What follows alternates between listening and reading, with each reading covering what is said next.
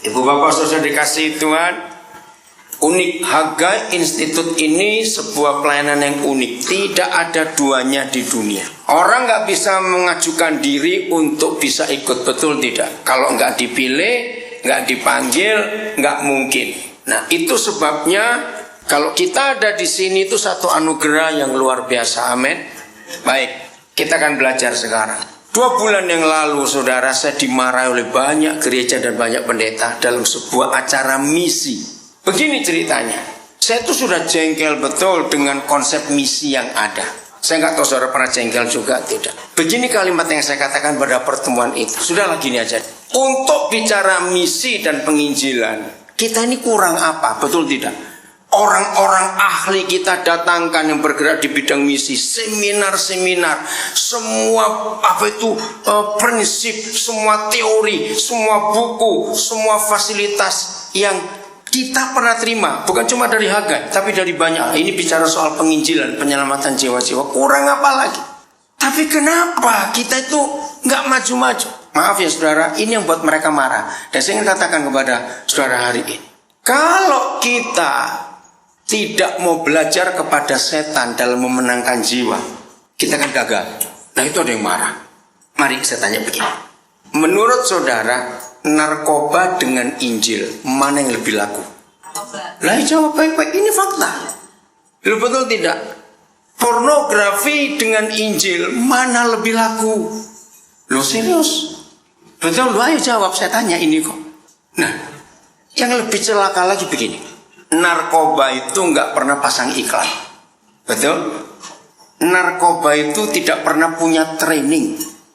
Kita ini di Hagai 2006 saya itu jatah yang saya tahu itu 10.000 US dollar untuk satu orang. Saya nggak tahu yang terakhir berapa ini ya, 12.000. Bayangkan.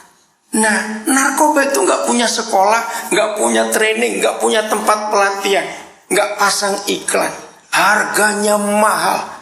Kalau saya nyebut harga sabu-sabu 1 gram, jangan dikira saya bandar, saya tahu harganya. Maaf ya saya ngomongin. Sekarang ini sudah 2 juta lebih 1 gram sabu-sabu sudah. Bayangkan, lebih dari harga emas 1 gram.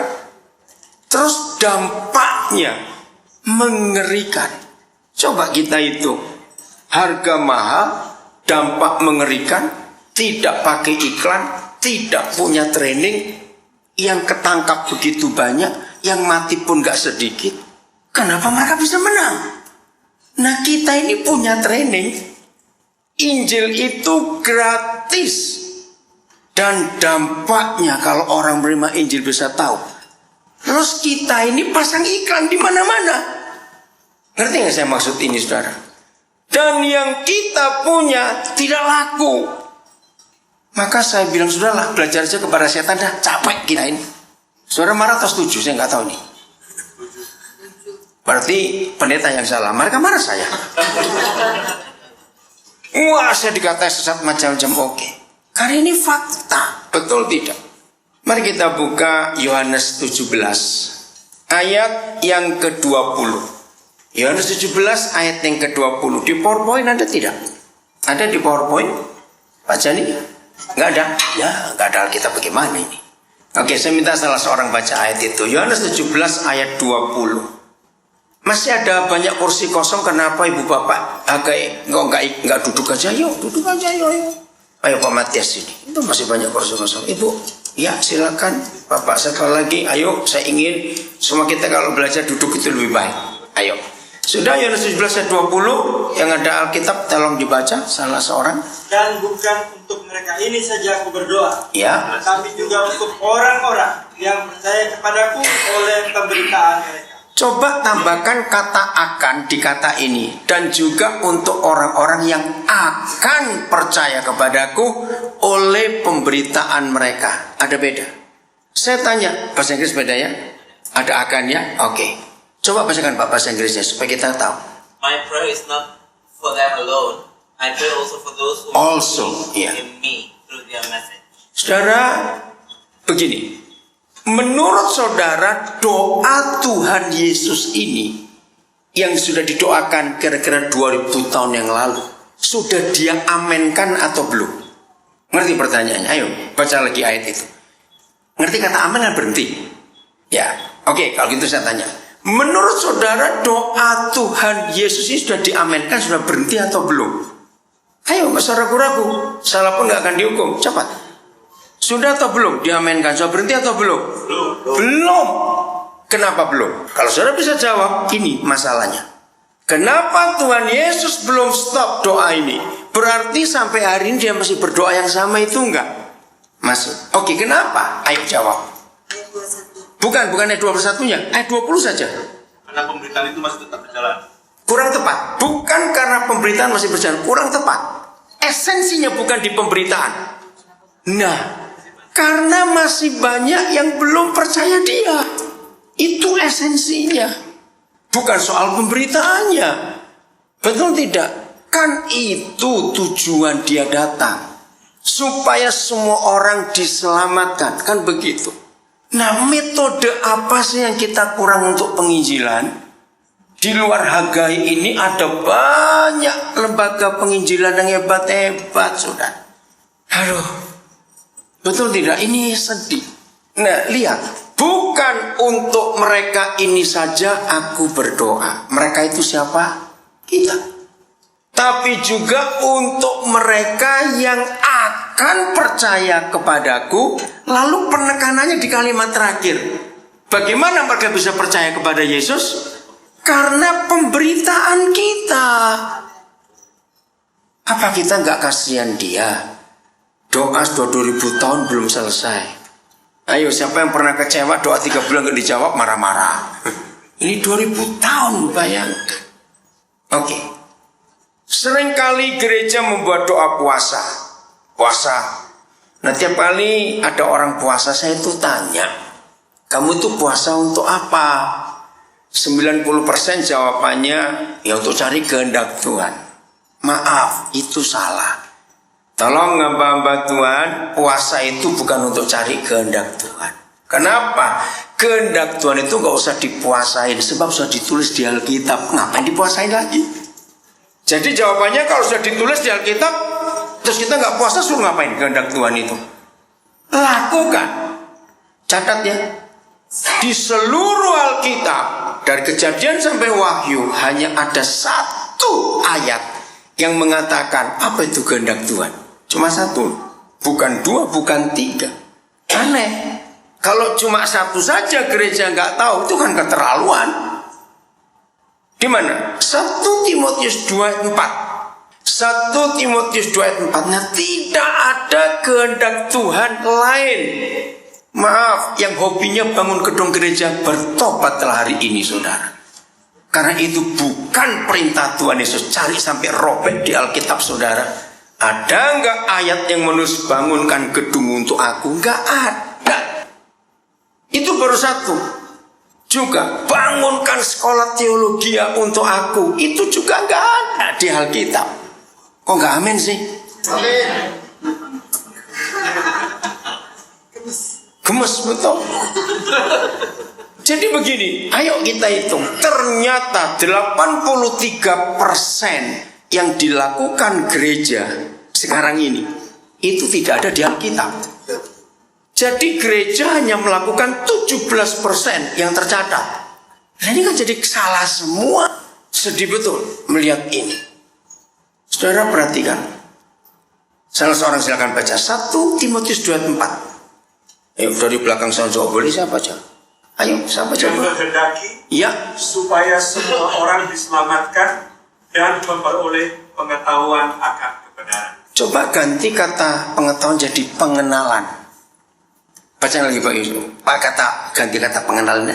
Yang menghendaki ya, supaya semua orang diselamatkan dan memperoleh pengenalan akan kebenaran. Oke, semua kita tahu siapa kebenaran itu. Yesus. Akulah jalan, akulah hidup, dan akulah kebenaran. Ini loh yang Papa cari. Nah, yang gereja langgar ayat ini adalah jadikan semua orang itu orang Kristen dan masukkan jadi anggota gereja. Ini yang dirusak. Jawabnya atau tidak? Tidak ada ayat yang menyuruh kita untuk mengkristenkan orang, tapi memuridkan orang. Itu perintah. Bahkan kata Kristen yang sekarang menguasai dunia, apa-apa Kristen, catat ya saudara, itu cuma 1 kali disebut di Alkitab.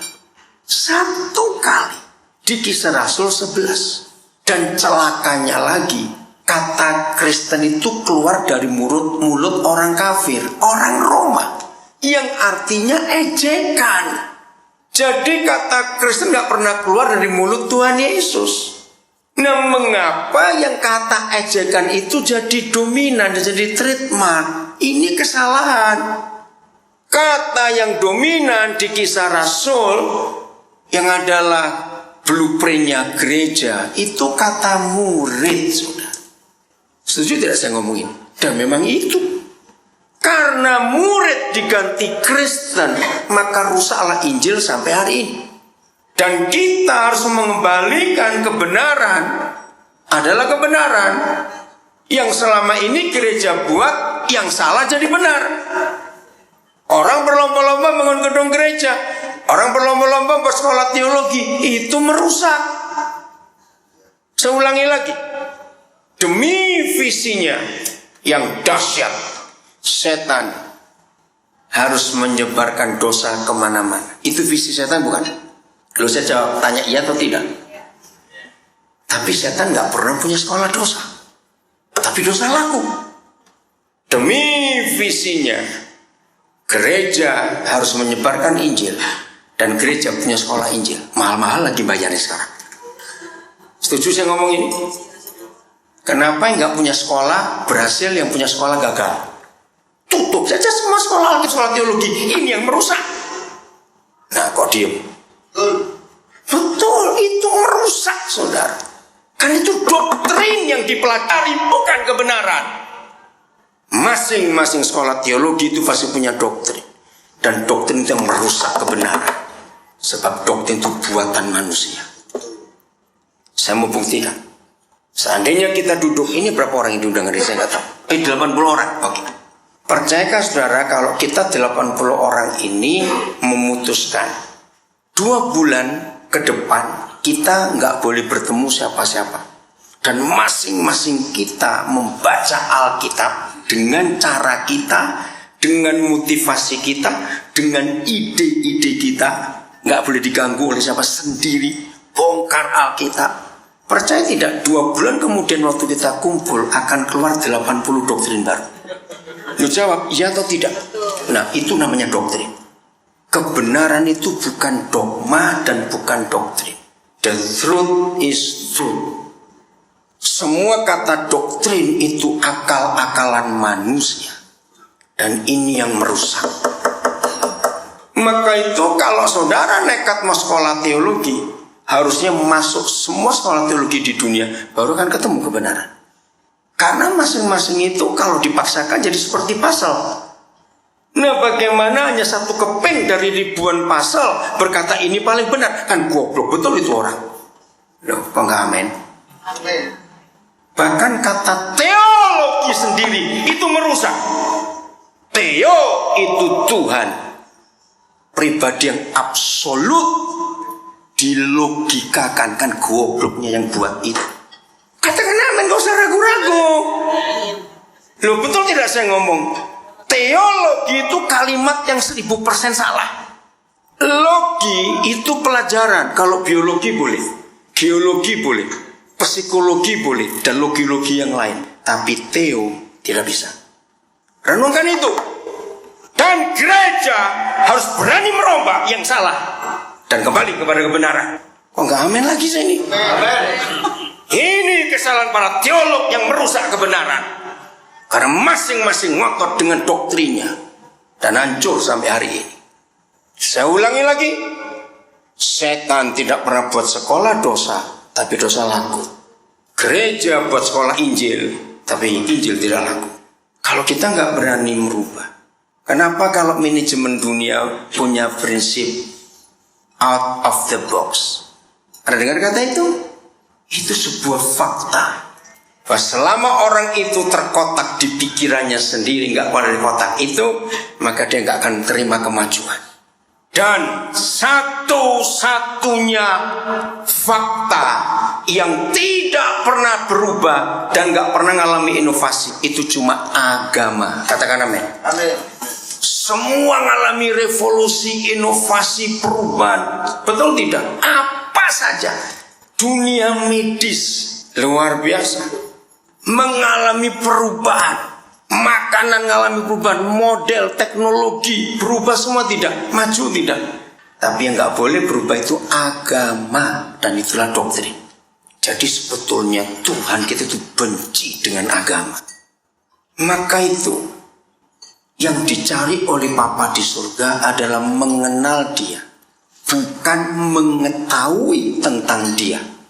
Beda loh, beda. Nah, untuk mengenal, dunia mengakui hanya ada satu cara, bergaul. Tapi belajar tentang seseorang ini digalakkan oleh gereja. Bisakah orang mengenal orang itu kalau dia cuma mempelajari orang itu? Jawab bisa tidak? Tidak. Itu hanya jadi pengetahuan tentang orang itu. Seluruh Alkitab yang Papa minta adalah kenali aku. Bahkan ayat terkenal di kitab Yesaya, maka seluruh bumi akan penuh dengan pengenalan akan Yahweh seperti air menutupi laut. Wah, itu dahsyat sekali. Bukan mengetahui.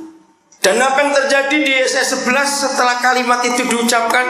Begini, cari aja di rumah karena waktu. Maka di seluruh gunungku yang kudus tidak ada yang berbuat curang dan gak ada berbuat jahat lagi. Karena apa? Karena pengenalan akan Tuhan itu memenuhi bumi. Selama pengetahuan tentang Tuhan yang memenuhi bumi, maka yang terjadi adalah perdebatan. Yang namanya logi itu harus dipertahankan, namanya disertasi. Dan disertasi itu harus disanggah. Ya atau tidak? Baru ketemu ilmu baru. Kebenaran itu kebenaran, nggak usah disanggah, nggak usah diganggu gugat, nggak usah diapa-apakan. Ya dia begitu. Ini bedanya. Saya kembali 1 Timotius 2:4 yang menghendak supaya berapa orang? Bukan dikristenkan, tapi memperoleh pengenalan ada kebenaran itu. Ini yang Papa cari. Lalu Tuhan Yesus mengajarkan Injil itu. Tuhan Yesus mengatakan dalam 4 benda atau 4 hal. Ya, catat aja nanti coba cari ayat-ayat. 1, Yesus mengajarkan Injil itu air. Betul? Ya kan? Air hidup.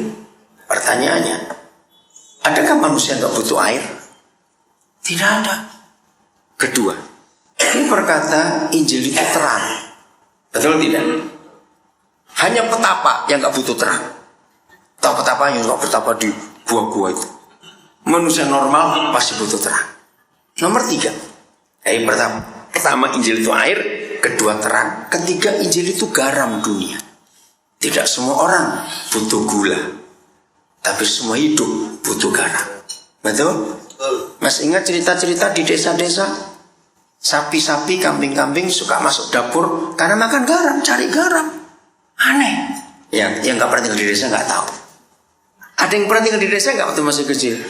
Jadi sapi, kambing itu kalau sudah lama gak diberi garam, dia akan cari di dapur. Mereka butuh garam. Keempat, Injil itu kasih. Tidak ada orang gak butuh kasih. Semua kehidupan membutuhkan kasih. Siapa sering ikuti cerita apa itu film-film pendek di YouTube akhir-akhir ini? Banyak bayi-bayi yang gak bisa diselamatkan, cuma dipeluk saja dia hidup. Oh, itu banyak sekali. Lalu fakta dunia mengatakan orang cuma butuh pelukan dan dia sembuh. Dan itulah kasih. Nah sekarang perhatikan, air, terang, garam, kasih, itu Injil. Seharusnya laku gak 4 hal ini? Laku, karena kebutuhan semua orang. Tapi kenapa gak laku? 2 hal, salesnya dan packagingnya yang ngawur. Loh, betul tidak? Kita pakai ilmu bisnis. Salesnya siapa? Kita. Contoh, kalau saudara didatangi sales, entah salesman, sales girl, dia bilang jual perfume. Tapi ketika dia deket-deket, hidung saudara gerak-gerak. Ini bau apa ya? Maaf, dia jual perfume tapi bau badannya amit-amit. Ngerti gak ilustrasi ini? Yang mana laku? Nah, kalau Injil itu hidup di kita, orang itu gak perlu kita tawari, gak perlu kita paksa. Mereka akan lihat sendiri. Sekarang packagingnya. Tolong buka dulu ayat ini. Yohanes pasal 20 ayat 23. Saya akan berikan beberapa fakta secara psikologis dan fakta secara medis tentang ayat ini. Yohanes 20 ayat 23. Siapa aja boleh baca, silakan. Yohanes 20 ayat 2. Ya. Demikian firman Tuhan, jikalau kamu mengampuni dosa orang, dosanya diampuni, dan jikalau kamu menyatakan dosa orang tetap ada, dosanya tetap ada. Ada psikolog nggak di sini? Oh, puji Tuhan. Di bagian apa? Family therapist. Family therapist. Terima kasih. Tolong ya, baca semua buku psikologi. Forgiveness itu menyembuhkan. 80 sekian persen orang itu mengalami gangguan jiwa. Bukan gila ya, gangguan. Itu karena guilty feeling. Rasa bersalah yang gak selesai-selesai. Nah, dunia mengakui bahwa rasa bersalah itu menyebabkan orang itu hancur seluruhnya. Metabolisme tubuhnya, sel-sel tubuhnya, mentalnya, lalu hubungannya dengan orang lain rusak semua. Siapa pernah mengikuti? Satu-satunya hal yang dibuat oleh Tuhan Yesus dan selalu jadi masalah di depan para ahli Taurat, orang Farisi dan imam-imam. Kalau Tuhan Yesus buat apa? Mengampuni dosa. Itu yang buat mereka wah kayak apa-apa gitu. Satu kali saya tuh berpikir begini, Tuhan, kenapa sih kalau Tuhan Yesus tahu tiap kali Tuhan Yesus mengampuni dosa orang, orang Farisi marah. Mbok, iyalah sekali-kali kalau ngampuni itu gak ada mereka gitu loh. Berarti gak logika saya mikir itu. Kenapa suka bikin ribut? Sampai suatu hari tahun 90, kira-kira bulan Juli, saya belum nikah waktu itu, saya di Australia. Saya ke Perth, ke Melbourne, ke Sydney, ke Brisbane. Saudara, selalu saya lihat di tikungan jalan, di gedung apa, itu ada tulisan gini, forgiving is healing. Nah, kan menarik bukan? Terus saya tanya, karena saya jadi dari kota ini saya pindah, kota ini pindah, kok forgiving is healing? Forgiving is healing kenapa? Kalau nggak salah waktu itu Perdana Menterinya Paul Keating atau Bob Hawke, saya lupa. Begini, satu hari pemerintah Australia itu minta ya untuk para dokter menemukan hal sederhana, kenapa orang sakit? Karena hari-hari itu Australia lagi masalah besar tentang asuransi. Wah, hampir bangkrut negara itu karena rakyatnya banyak sakit. Nah, akhirnya mereka ya menggunakan hak asuransinya. Tapi buat pemerintah ini beban berat. Nah, lalu Perdana Menterinya bilang, coba temukan, bukan karena makanan, bukan karena apa, coba cari kenapa sih orang ini sakit, apa penyebabnya. Nah, saya lupa, seorang dokter yang bukan Kristen dalam penelitiannya akhirnya dia menemukan sakit hati itu menyebabkan orang itu sakit. Dan itu perlu pengampunan. Maka pemerintah Australia membuat kampanye tahun itu supaya nggak bangkrut karena asuransi kesehatan membengkak membiayai. Forgiving is healing. Dan itu betul. Terima kasih kalau ibu sebagai terapis, family terapis. Rusaknya pernikahan karena nggak mau mengampuni. Betul tidak? Kesalahan yang sama diulang-ulang terus, diingat-ingat terus. Nah, Tuhan Yesus memberi obat buat dunia. Coba perhatikan lagi ayat ini. Aku berkata kepadamu, jikalau kamu mengampuni dosa orang, maka dosanya diampuni. Satu-satunya gereja yang mutlak menggunakan ayat ini adalah Katolik. Para imam mereka dari 7 sakramen gereja Katolik, maka salah satu adalah sakramen pengakuan dosa. Dan ini dipakai. Tapi percaya nggak ini hanya untuk para imam atau untuk semua orang percaya? Nah, lihat ayat 22-nya. Siapa yang punya otoritas untuk mengampuni dosa orang? Jawabannya yang terima Roh Kudus. Itu di ayat 22. Nah, kita kan terima Roh Kudus karena Kristus Yesus, karena Injil itu. Berarti semua kita itu punya kuasa mengampuni dosa orang. Bukan cuma Tuhan. Dan ini buat para tokoh agama marah. Siapa kamu? Kamu menghina Tuhan. Kan begitu kemarahan mereka. Saudara, jadi kalau semua kita menggunakan otoritas ini, bertemu orang salah, kita ampuni. Ayo percaya Tuhan ampuni kamu. Aku juga ngampuni. Sembuh orang itu. Ini dahsyat ayat ini. Oke, berikut saya mau cepat-cepat. 2 Korintus 5 ayat 20. Tapi tolong bacakan yang bahasa Inggris. Di dalam bahasa Indonesia kurang tegas. Siapa kita? 2 Korintus 5 ayat 20. Tolong bawa. Ada ijazah bahasa Inggrisnya, oh ya. Oke, mana 20? Ya, tolong dibaca, sudah dapat kalimat pertama aja 20. Ayo, bahasa Inggris. We are therefore Ya. Christ's ambassador. Nah, cukup. We are therefore Christ ambassadors. Ini dahsyat sekali. Terjemahan Indonesia cuma utusan-utusan. Oke, saya tanya. Siapa pernah menyelidiki? Saya itu suka menyelidiki sesuatu. Di antara sekian banyak hak dan otoritas duta besar, ambasador. Siapa ingat? Ada satu yang paling hebat. Hak apa namanya? Masa nggak pernah ingat?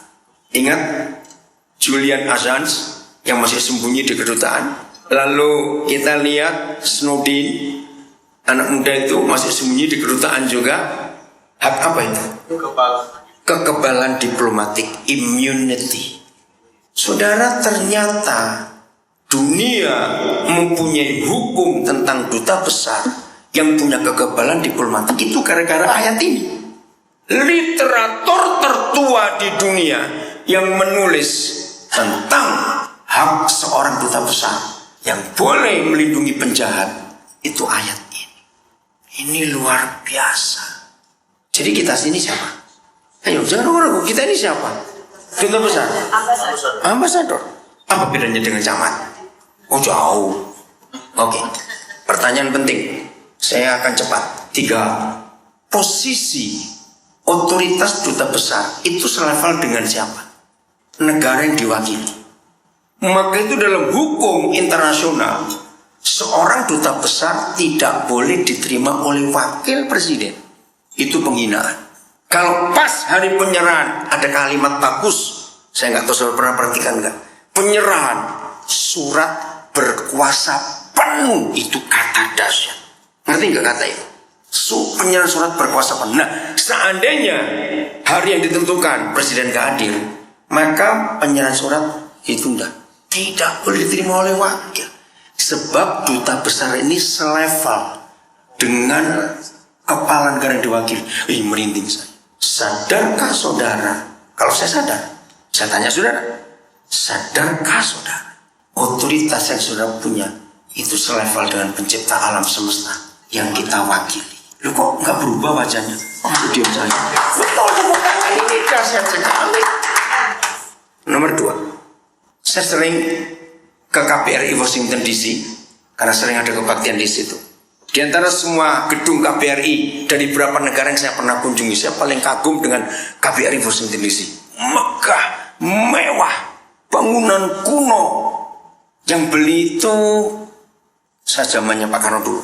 Itu bagus. Bahkan di sepanjang jalan kantor duta besar itu, kedutaan Jepang, kedutaan Korea, kedutaan mana kalah hebatnya dengan kedutaan Indonesia. Begitu kalau saya ke sana bangga sekali jadi orang Indonesia, paling megah gedung kedutaan. Begini, kalau ada orang Amerika pengen tahu Indonesia, tapi nggak punya duit untuk Indonesia, juga nggak punya waktu misalnya, maka tugas KBRI, tugas kantor besar itu mengapain dengan orang ini? Nah, ayo kamu kesini saja. Kalau kamu nggak punya duit, nggak punya waktu, nggak usah ke Indonesia, kamu kesini saja. Karena di sini mewakili apa saja yang kamu tahu tentang Indonesia. Nah begitu. Kalau ada orang tanya surga kepada saudara, ini orang Surabaya. Orang Surabaya itu kurang ajar kalau ngomong. Begini, jawabannya orang Surabaya, kalau aku Aku yang tahu surga gimana? Mate audisi. Itu bahasa Surabaya. Matilah dulu. Jangan ngomong begitu pada orang itu. Berkatalah, ayo ke rumahku. Di rumahku kamu akan lihat surga. Berani gak saudara ngomong begitu? Ini kekuasaan duta besar. Nah yang ketiga ini, penjahat paling jahat sekalipun di suatu negara dan dikejar oleh aparat keamanan, dan dia bisa lompat masuk ke halaman duta besar negara mana saja, dia aman tidak? Nah itu tugas kita. Maka itu di antara semua kalangan pendeta saya paling unik. Bukan nanti, beda. Berapa kali maling masuk ke rumah saya tuh nggak pernah teriak maling, saudara. Saya sambut dia baik-baik. Lu serius? Kalau camat teriak-teriak, maling gitu. Duta besar nggak akan teriak. Ayo duduk di sini. Kenapa kamu maling? Kok nggak amin sini? Nah itu duta besar. Ngerti tugas kita sekarang? Mengampuni. Dan bagaimana cara Papa mengampuni? Ayat 19. 2 Korintus 5 ini mudah-mudahan ayat terakhir. 2 Korintus 5:19. Ini cara memberi pengampunan buat dunia. Oke, 19. That God what was reconciling the world to himself in Christ. Ini dia. Not counting man's sins. Bahasa Indonesia, dengan tidak memperhitungkan pelanggaran-pelanggaran yang dibuat. Itu cara duta besar memberi pengampunan. Jadi begini, kalau kembali pada tugas pengampunan, ya 4 tadi nggak usah dibahas secara waktu. Maka tiap kali kita mengampuni orang, harusnya seperti Papa mengampuni kita. Nggak menghitung lagi pelanggaran masa lalu. Maka itu kalau saudara berpelangin, oke, ayo sini, aku ampuni kamu. Tapi baca dulu SMS-mu tahun 2004. Maksudnya apa itu? Maksudnya apa? Ayo jawab. Masih memperhitungkan. Dunia memerlukan Injil yang seperti ini. Maka orang itu sembuh. Kok gak amin? Amin. Jangan pernah menghitung orang yang bersalah kepada kita atau pada orang lain. Semua. Jadi kalimat itu, barang siapa mengampuni dosa orang, dosanya diampuni. Itu tidak menunjuk orang itu berdosa kepada kita. Coba saudara teliti kalimat itu. Ini dosa orang yang gak ada urusan dengan kita pun. Kalau kita bertemu orang berdosa, halo, Tuhan mengampuni kamu. Aku pun mengampuni kamu. Orang itu sembuh. Kalau dosanya kepada kita, kita sudah tahu. Yesus berkata, ampunilah musuhmu, berkatilah orang yang membenci kamu. Itu sudah hukum baku. Tapi lanjutkan, orang gak ada urusan apa-apa dengan saudara. Tapi kita tahu orang itu berdosa, datangi dan ampuni dosanya. Kita punya otoritas. Dengan cara-cara ini tadi, kira-kira menginjil itu gampang atau susah? Jawab. Mudah sekali. Yang menjadi musuh Injil ternyata bukan setan, tapi orang Kristen egois dan orang Kristen pelit. Catat itu baik-baik. Saya ulangi. Siapa yang jadi musuh Injil? 1, orang Kristen egois. 2, maka itu kenapa Yesus berkata orang kaya susah masuk surga. Sebab yang pelit itu pasti orang kaya. Loh, betul tidak saudara? Aneh. Justru orang miskin itu gak pelit juga berbagi. Yang kaya itu karena pelitnya maka itu kaya. Dan itu susah masuk surga. Terjemahkan sendiri, minta Roh Kudus menolong. Terima kasih saya diberi kesempatan di alumni ini. Ayo beritakan Injil itu, karena itu kehendak Tuhan. Tuhan memberkati kita semua.